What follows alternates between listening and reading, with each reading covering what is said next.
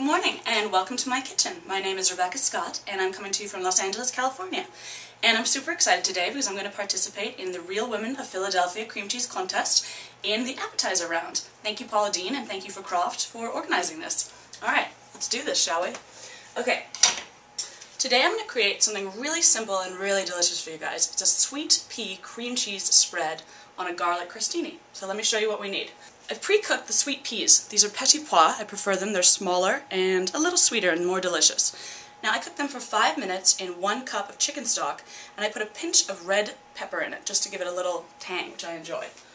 Alright, so those are ready. Now we have flat leaf parsley, scallions, a whole delicious bushel of mint, chives, limes and lemons, and of course, the star of the show, cream cheese. And over here we have, this is going to be the base of our crostini. I pre-cut it for you, it's just a day-old French bread. We'll get to that in a minute. So what this involves is, first of all, I'm going to make a mint pesto for you guys. Then we fold in the other flavors, peas, cream cheese, everything. It makes this delicious, fabulous little dip. Okay, so let's get started. Alright, so we begin with, first of all, I'm going to take some of our garlic here. I have some here which is pre-ready to go. This is going to be for the garlic crostini, so I'm going to leave that alone. We take 3 cloves, these are pre-peeled, throw them in the blender. Oop, throw them in the blender, that's the trick.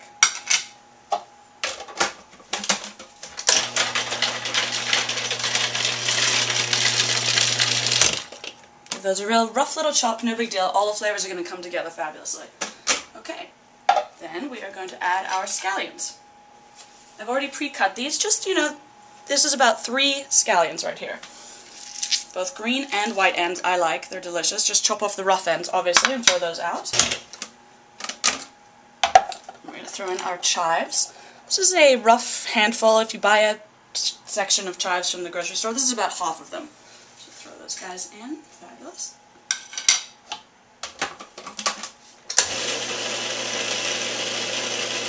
Okay, perfect. Alright, then we're going to add our flat leaf parsley. Now, I never used to like parsley because I always found it a little bit bitter. Once I discovered Italian flat leaf parsley. It has a grassy, delicious, incredible flavor that, you might discover is wonderful if you didn't think you liked parsley. Alright. As you can see, this dish is primarily vegetables, which I love because I'm trying to bring my British heritage, which is obviously peas. We love to cook with peas, but then my California influences, which are fresh herbs. I think if you can cook with fresh herbs, do so. It's incredible. Also, I advise trying to buy things from a farmer's market, just because it basically, if you don't have to ship all your food in from across, the world, you're reducing your carbon footprint and you're helping your, hometown economy. So try to do that if you can. Okay, we are going to add it. Nope, you know what? We're not going to do the peas yet. We're going to do the mint. Now, obviously this looks like a lot of mint, but this is a mint pea pesto, so I'm going to start with half of this. I've already pre-washed it and cut off the rough ends. So we're going to throw these bad boys in. Now, one of the keys to making a good pesto is incorporating liquid into it. We don't need a lot of liquid. We use a little bit of olive oil here to help it emulsify, which basically means bring the herbs together, and olive oil is a perfect remedy for that.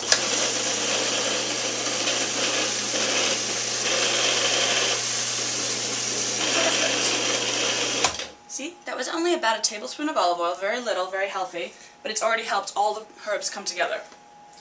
Okay, so we are now going to add about a teaspoon of salt.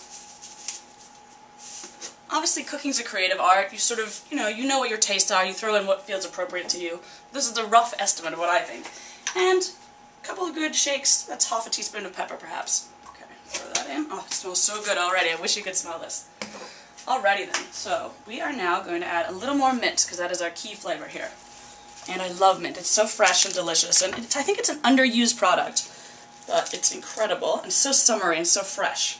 Throw a little more mint in there.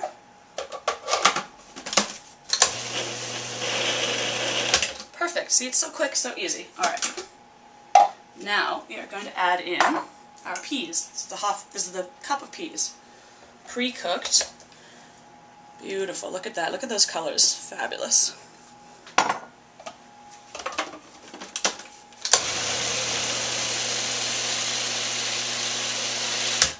Alright, Now, what I like to add in is a little bit of cumin. It's sort of got a very earthy, delicious sort of herb that just kind of really complements well with fresh vegetables. I'd say that's about several shakes. I guess half a teaspoon maybe is appropriate. And then, of course, I like to add in some red wine vinegar. Now, I'm not measuring, but this is about a tablespoon right there. About a teaspoon of Worcestershire sauce. This just helps bring all the flavors together. Now, we also need half a teaspoon of sugar. I like things to have a little kick, so I'm also going to add a couple of drops of hot sauce.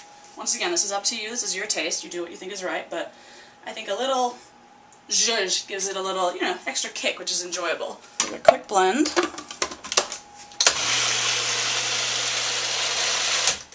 So beautiful. Oh, I could eat it right now, it smells so good. Alright, now of course, we need to add in our star ingredient, cream cheese. This is 4 ounces of the regular Philadelphia cream cheese. You could also use their herbed one if you wish, but I like to start, because we've got our own amazing fresh herb creation, just use the original. It's fabulous, it works.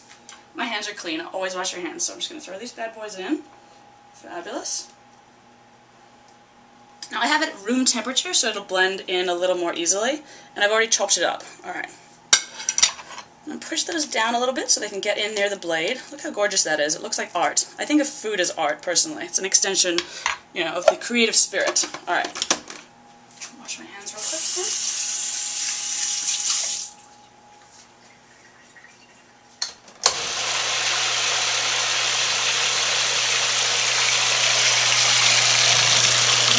All getting blended in there and sucked in perfectly.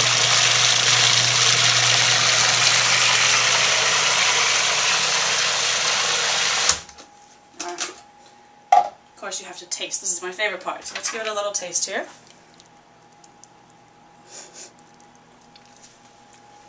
Oh my goodness, it's heavenly.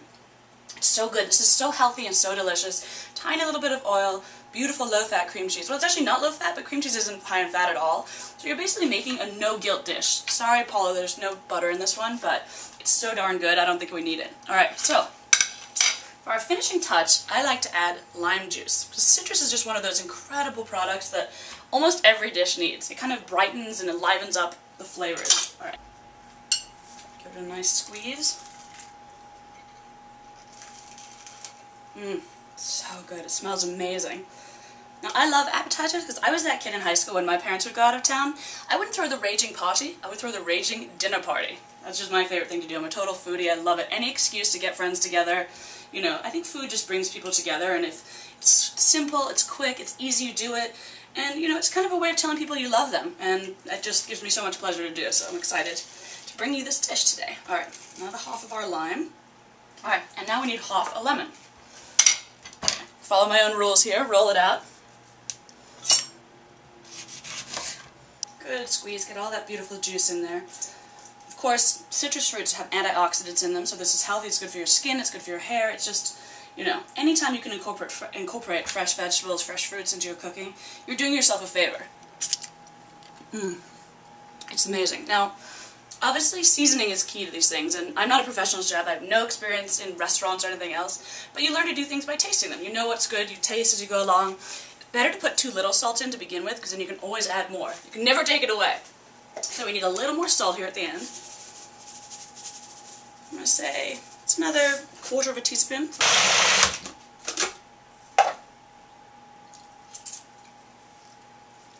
It's amazing. It's fantastic. Okay, I'm going to put this in the fridge to let it set up for like half an hour. Set up basically means it's going to get cold. It's going to all form together and get a little stiffer.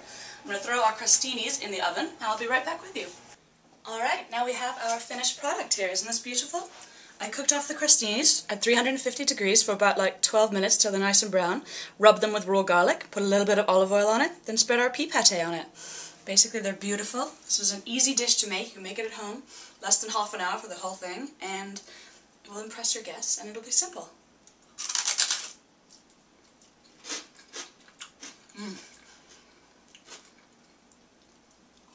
Fresh, delicious, summery, bring some of my British heritage into it. You've got to try and make this at home. Thank you so much for joining me in my kitchen, and I will talk to you later.